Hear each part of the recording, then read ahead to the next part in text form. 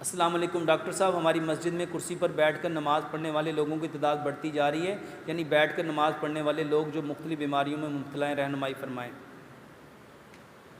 सबसे पहली बात, माशाल्लाह आप लोग अहले इल्म हैं, मैं आप लोगों की तरह आलिम नहीं हूँ। पूरे कुरान और हदीस में कहीं पे भी कुर्सी पे बैठ के नमाज़ पढ़ने का हुक्म नहीं है। या खड़े होकर नमाज़ पढ़ने का हुक्म है, या बैठ के नमाज़ पढ़ने का हुक्म है, या लेट के नमाज़ पढ़ने का हुक्म है, या इशारों से। ये कुर्सी कहाँ से आ गई?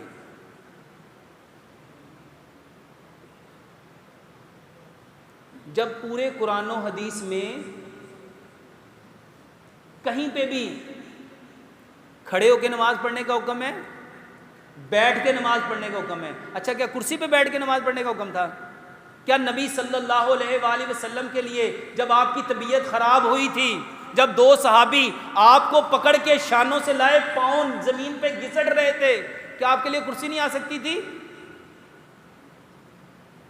रब चाहता तो आसमानों से, जन्नत से कुर्सी आ सकती थी, लेकिन नबी सल्लल्लाहु अलैहि वसल्लम ने कैसे नमाज पढ़ी? हमें कैसी पढ़नी चाहिए? ये कह देना अतीउल्लाह व अतीउर रसूल, ये लिख देना, क्या इससे काफ़ी हो जाएगा?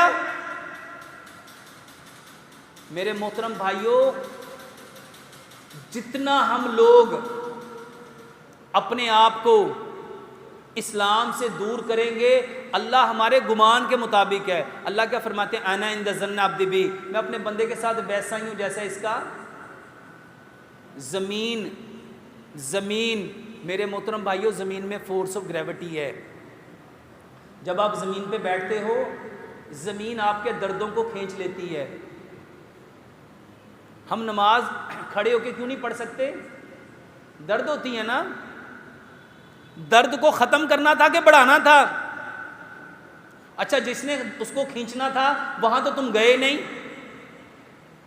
वहाँ तो तुम बैठे नहीं। कभी जानवरों को देखो, जानवर जब थक जाते हैं, थकन से चूर हो जाते हैं, तो क्या करते हैं? ज़मीन पे कभी इधर लेटते हैं, कभी इधर लेटते हैं।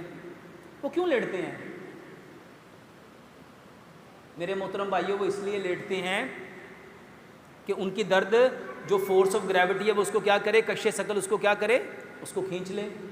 तो मेरे मोहतरम भाइयों, आपकी दर्दों को ख़त्म करना है कि बढ़ाना है? खुदारा नबी के तरीके पे आओ। मैं आलिम नहीं हूँ, अगर मुझसे कोई ज़्यादा बोल लूँ तो माजरत माफ़ कर देना, लेकिन मैंने इस्लाम में कहीं कुर्सी का कॉन्सेप्ट नहीं देखा। और कुर्सी के आने का एक सबब नमक है। नमक मेरे मोहतरम भाइयों, ये जो नमक है ना, जो नमक आप लोग खाते हैं, जो अल्लाह ने नमक बनाया वो है पिंक हिमालयन सॉल्ट। वो कौन सा नमक है? Pink Himalayan salt. इसमें 84 मिनरल्स हैं, इसमें 84 मिनरल्स हैं। जब से नमक हमारी ज़िंदगियों में निकल गया, हमारी हड्डियां कमज़ोर हो गई। पत्थर वाला नमक खुद अपने घर में लाके कूटो, पीसो। चक्की से पिसा हुआ नमक भी ना ख़रीदो, क्योंकि उसमें भी केमिकल मिलाया जाता है। खुद घर में लाओ। आपकी नमक मंडी ये पास है।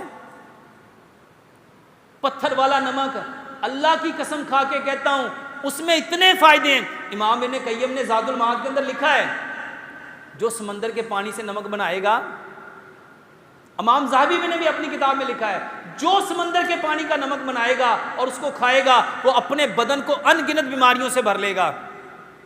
और यहूदियों ने वही किया। आप लोगों सबको कौन सा नमक दिया?